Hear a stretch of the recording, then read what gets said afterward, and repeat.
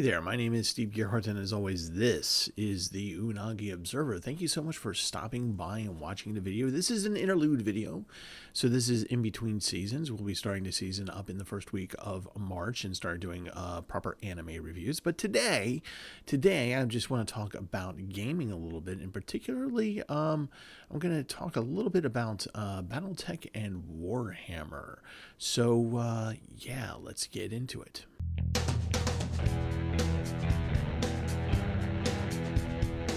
Okay, so before we get started, you might be hearing some ambient noises like helicopters and sirens. Apparently, just as I started doing this, something happened in my neighborhood. I don't know what yet, but it's not my building, so I'm okay.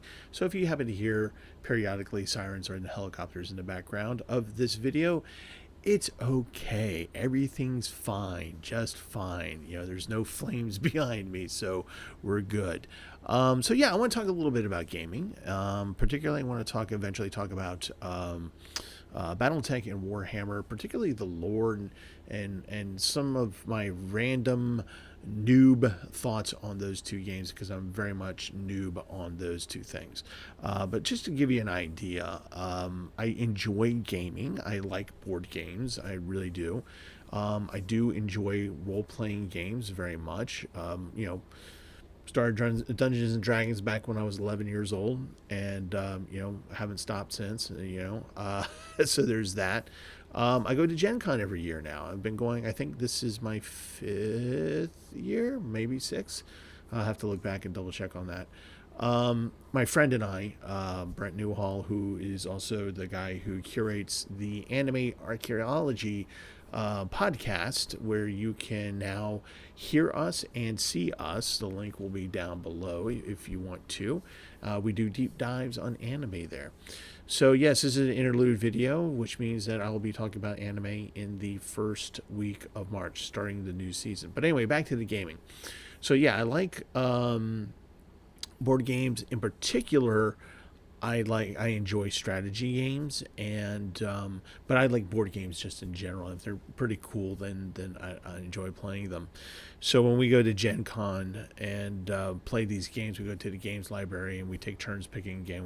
We play them, figure them out, and see if they're good, see if they're bad. Sometimes we buy them. Sometimes we'll put it on the back burner and going, maybe we'll get that, maybe we'll get it. Anyway, so I like those things. If there's a card-based game that I'm particularly interested in, then I'll play it, but I'm not a big Magic the Gathering or Pokemon kind of card gamer that way.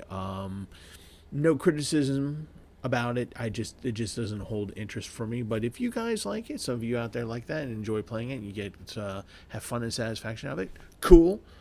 Go on, carry on and have fun. And but it's just not for me. That's all. Again, no criticism. So you get the idea. I like to play games. I like to.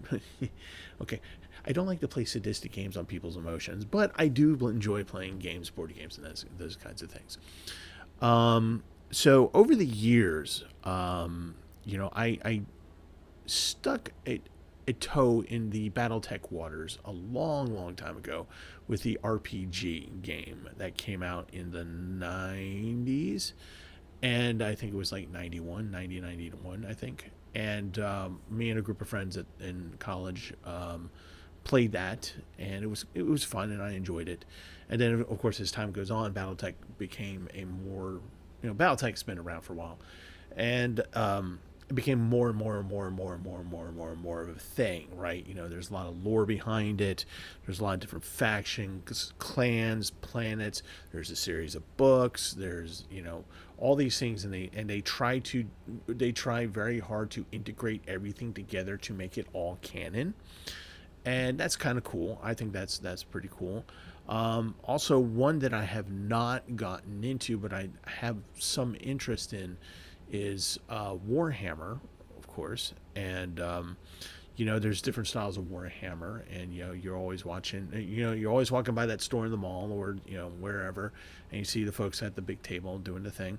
One of the things I noticed about, in particular, between Battletech and Warhammer at Gen Con, is some of the details on the sets that they play on. and it's really, really detailed, really intense, and they take great care in the models and things like that with which they build their armies, their clans, and whatnot. And so there's this huge. It's not just playing the game. There's this kind of hobby behind it as well. And it's unfortunately I live in an apartment, so it's not like I can actually build these huge armies, you know what I mean, and take them places. But I just find them very, very, very interesting and visually interesting to look at. In terms of the tabletop kind of playing with the models and armies and things like that, in terms of BattleTech, about 3 years ago, I think it was at my second Gen Con, Brent and I did a BattleTech boot camp. So it was basically about 3 hours, and we learning how to play BattleTech. Neither one of us really played that version of BattleTech. We didn't really, with the map and moving things around, the line of sight, and all that good stuff, and heat sinks, and having the sheet for your little models and stuff. And so you're given a little model, and the stats for it, and then you go on, you learn how to play.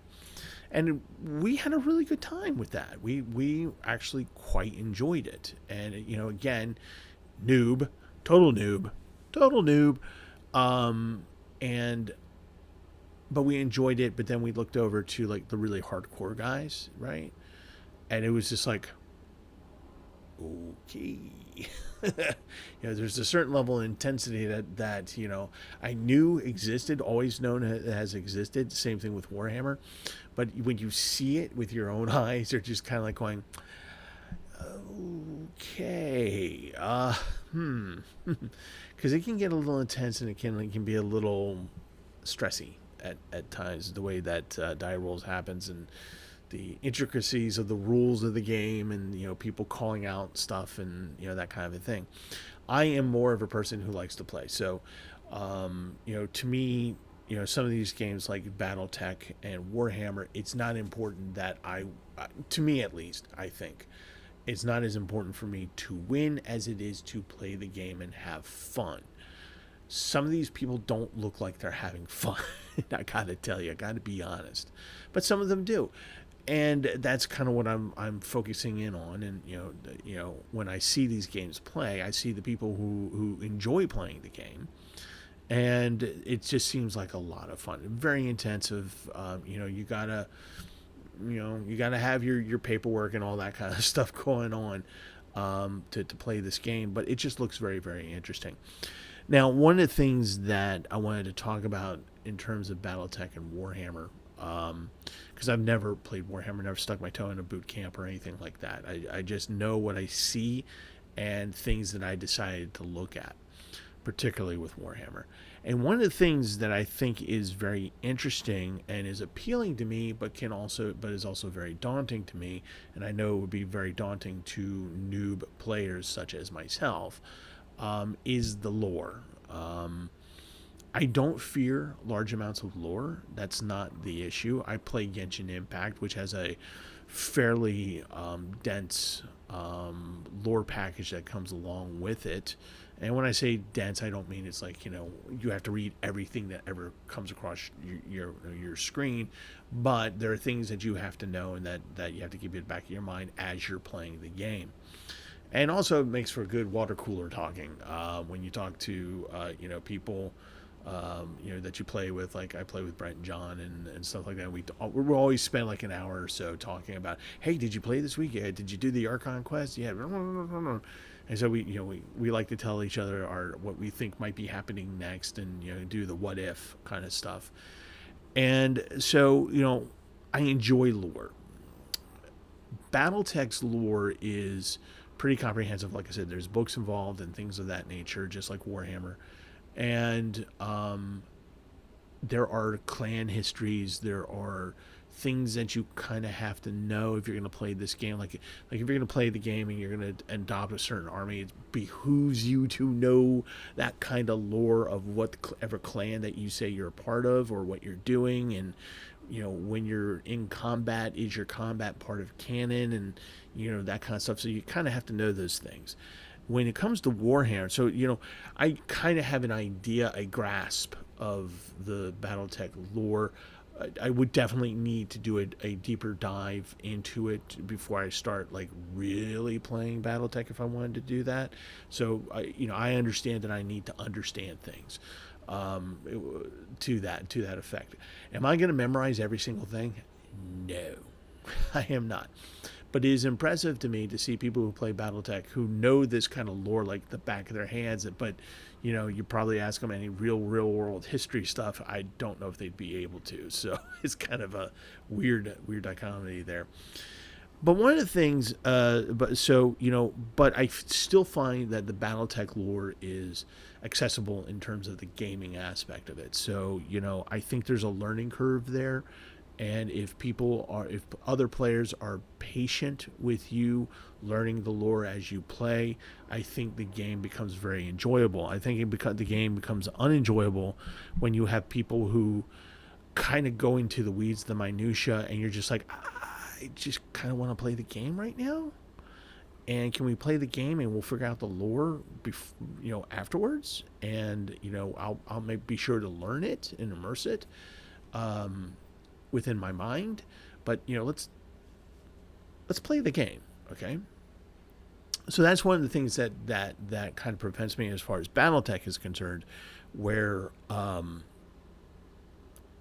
guess might be limiting me or preventing me from like really doing a deep dive onto this and playing more and more and more.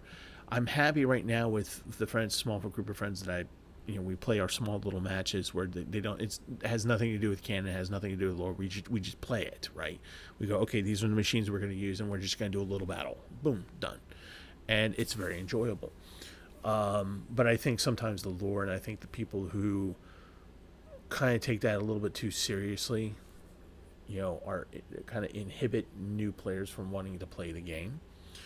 So that's a little bit dangerous, but still in all, would I want to play BattleTech in the future? Sure, and if I had actual physical room with which to make the models and the armies and things like that, then yes, of course, I think that would be a fun thing to do. So moving on to Warhammer, so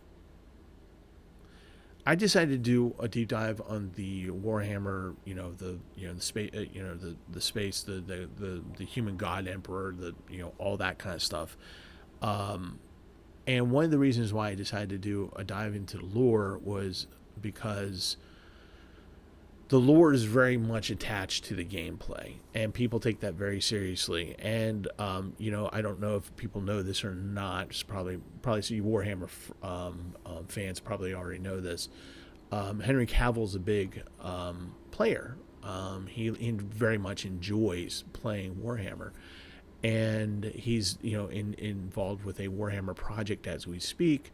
And there is a story where he apparently was with the writers, and they're kind of talking about their vision of what the story is, and kind of like an overall, here's where we're going to go, here's what we're going to do, this is what we're thinking of focusing on.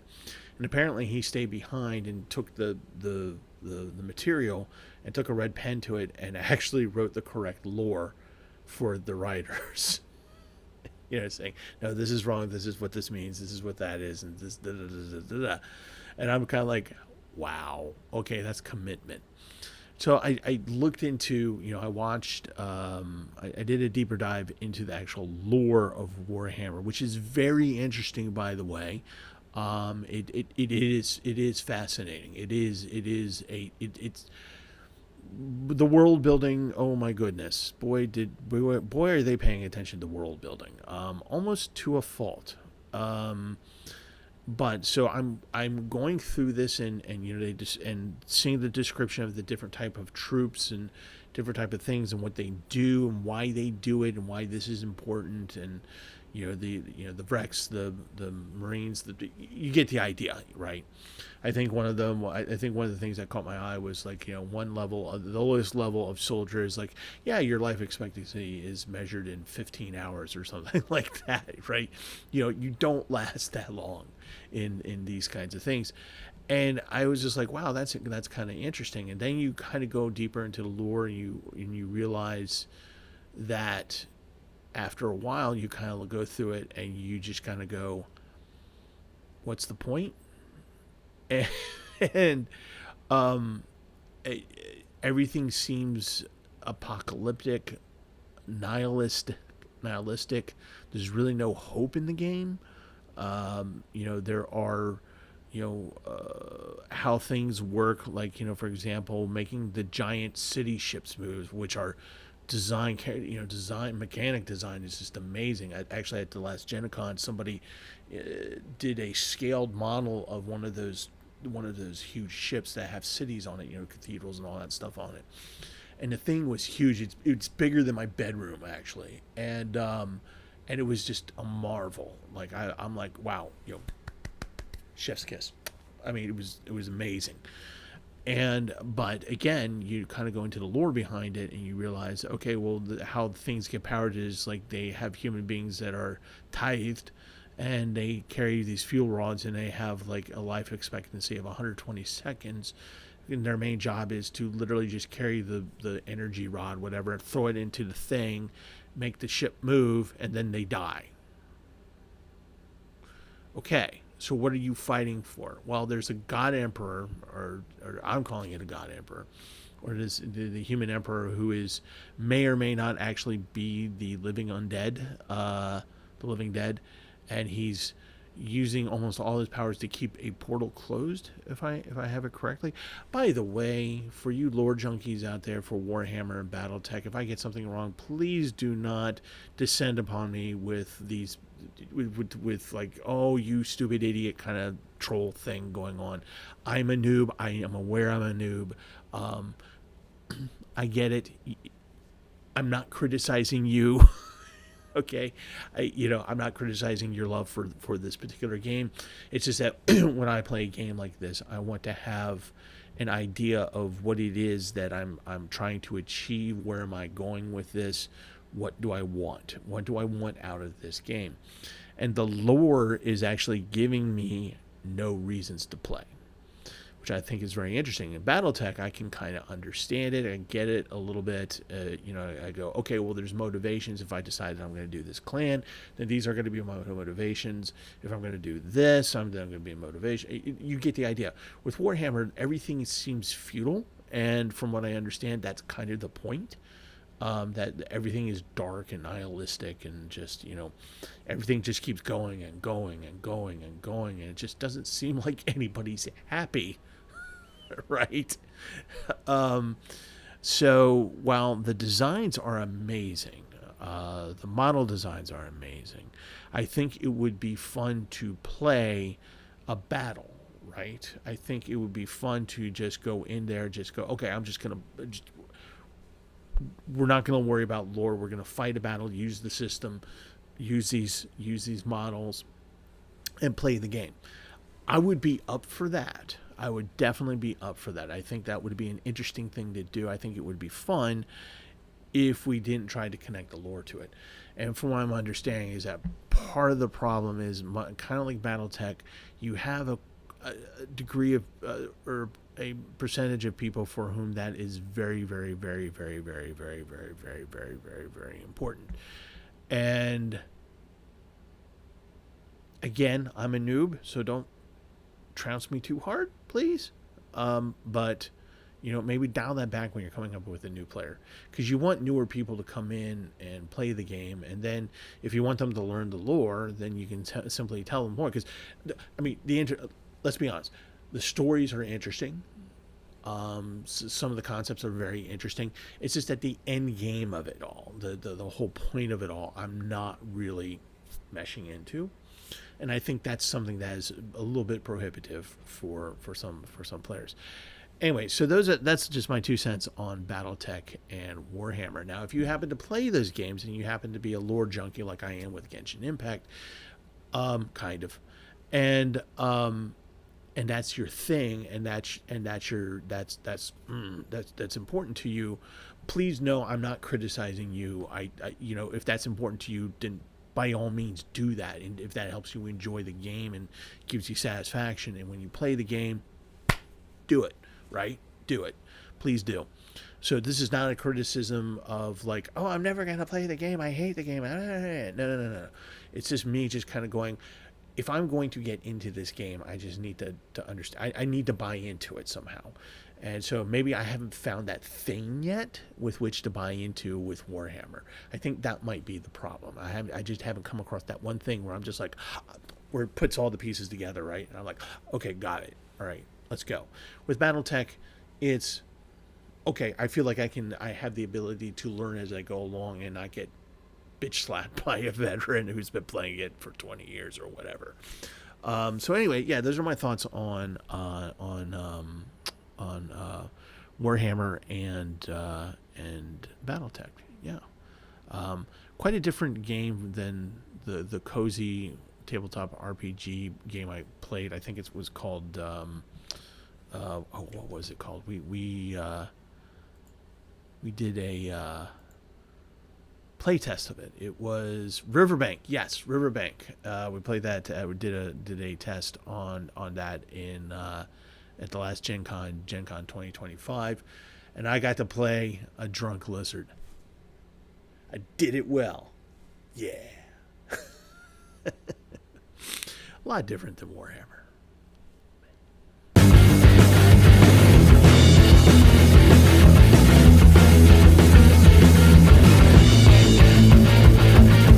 Okay, so that was my random noobish thoughts on Battletech and Warhammer.